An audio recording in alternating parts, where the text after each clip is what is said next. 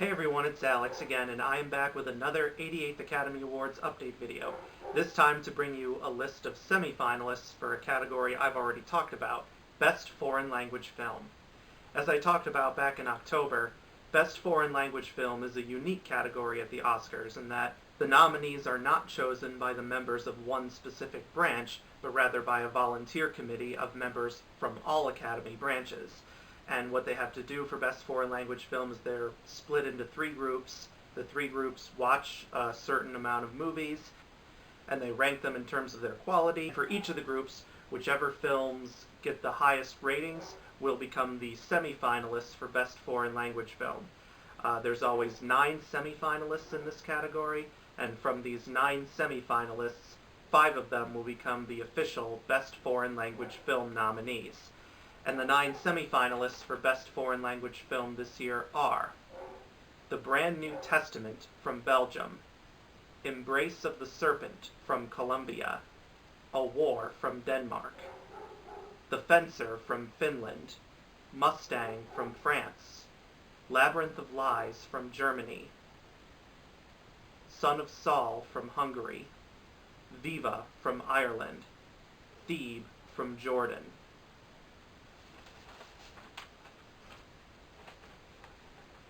And since many of you have probably never heard of these films before, with the exception of Son of Saul, because I did talk about that a lot in my first video because of all the buzz it had been getting since it premiered at the Cannes Film Festival, I thought now would be the perfect opportunity to tell you what all of these films are about. I've copied and pasted the plot summaries from IMDb for each of the films onto this sheet of paper here, so now I'm going to read them aloud for you. Here are what these films are all about. The Brand New Testament, when Aya gets fed up with her overbearing father, who happens to be God, she decides to follow in her older brother's footsteps by leaving the house, gathering her own apostles, and writing her own testament. Embrace of the Serpent, the story of the relationship between Karamakate, an Amazonian shaman and last survivor of his people, and 2 scientists who work together over the course of 40 years to search the Amazon for a sacred healing plant. A War. Company Commander Klaus M. Peterson and his men are stationed in an Afghan province. Meanwhile, back in Denmark, Klaus's wife Maria is trying to hold everyday life together with a husband at war and 3 children missing their father. During a routine mission, the soldiers are caught in heavy crossfire, and in order to save his men, Klaus makes a decision that has grave consequences for him and his family back home. The Fencer.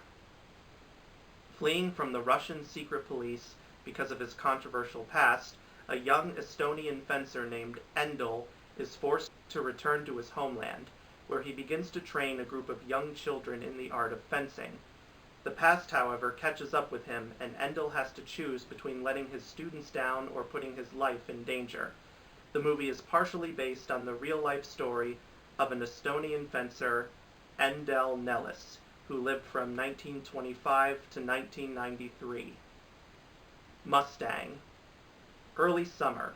In a village in northern Turkey, Lael and her 4 sisters are walking home from school, playing innocently with some boys. The immorality of their play sets off a scandal that has unexpected consequences. The family home is progressively transformed into a prison. Instruction in homemaking replaces school, and marriages start being arranged. The 5 sisters who share a common passion for freedom find ways of getting around the constraints imposed on them. Labyrinth of Lies. The year is 1958. World War II has been over for 13 years, and the Federal Republic of Germany is not only recovering, but even booming. But where are the Nazis? Who has ever heard of the death camps? It looks as if everything is for the best in this land of milk and honey. At least until the day journalist Thomas Ginilka recognizes in the person of a teacher the former commander of the Auschwitz concentration camp. At least until Johann Radmann, a young prosecutor, decides to investigate the case. Nobody knows it yet, but this is the dawn of a new era, even if the road to awareness will be long and rocky. Son of Saul. 2 days in the life of Saul Auslander, a Hungarian prisoner working as a member of the Sonderkommando at one of the Auschwitz crematoriums, who, to bury the corpse of a boy he takes for his son, tries to carry out his impossible deed, salvage the body and find a rabbi to bury it. While the Sonderkommando is to be liquidated at any moment, Saul turns away of the living and their plans of rebellion to save the remains of a son he never took care of when he was still alive. Viva. When everything is for sale, what's the value of love? Jesus does makeup for a troupe of drag performers in Havana, but dreams of being a performer. When he finally gets his chance to be on stage, a stranger emerges from the crowd and punches him in the face. The stranger is his father, Angel, a former boxer, who has been absent from his life for 15 years. As father and son clash over their opposing expectations of each other, Viva becomes a love story as the men struggle to understand one another and become a family again. Thebe. In the Ottoman province of Hijaz during World War I, a young Bedouin boy experiences a greatly hastened coming of age as he embarks on a perilous desert journey to guide a British officer to his secret destination. So of these 9, the 5 films that I predict will be nominated are as follows. Son of Saul, that's a lock for a nomination because it's been winning all sorts of prizes from various film critic circles. It's coming off the months of rave reviews it received at the Cannes Film Festival. Got both Golden Globe and Critics' Choice nominations, so that's probably not only going to be nominated, but probably win. Granted, nothing is certain yet, but if it doesn't get nominated, I think a lot of people will be both shocked and angry. Mustang, I think, will definitely be a nominee because that's been nominated in a lot of other places. Labyrinth of Lies could possibly get a nomination because Oscar voters have been known to love Holocaust films. I'm not sure if they'll nominate 2 at once, but considering how this is a film that is about bringing awareness to the Holocaust after it actually happened, I think Oscar voters will definitely take a good look at it, so don't count that out. Embrace of the Serpent, I think, has a very good chance because although a lot of the best foreign language film nominees every year are often from European countries, the Academy always likes to have at least 1 or 2 non-European films in there, and this one is only one of 2 films from this list of semifinalists that is not from Europe. So I think it'll definitely have a very strong chance of getting nominated to add a little more diversity to the category.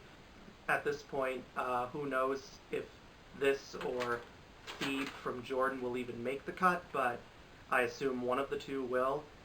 But my hunch is that it's going to be this one because the story, I think, we don't usually see this kind of story from Embrace of the Serpent in many movies, whether they're American or foreign. So I think voters will want to look at that. It's almost kind of like Apocalypse Now from the description, going into the jungle to find a specific thing. Instead of a person this time, it's a plant. So we'll see about that. And then the last one, I think the 5th nominee will be A War, because a lot of films, both American and foreign, have been made about the war on terror in Iraq and Afghanistan, and with The Hurt Locker, which was about the war in Iraq, even winning the Oscar for Best Picture. So it's definitely a subject a lot of voters, I think, are very interested in, and a lot of voters like to see being portrayed on screen, because a lot of voters do like to see material that is about current and relevant issues. So for that reason, I think A War definitely has a strong chance of being nominated. So yeah, overall, I think the 5 official nominees will end up being Son of Saul, Mustang, Labyrinth of Lies, Embrace of the Serpent, and A War. But we'll see on January 14th once the official Oscar nominations come out. Well, that's all I have to say for this video, but be sure to check back for more Oscar and other award show related videos in the coming weeks, and I'll see you guys later. Bye.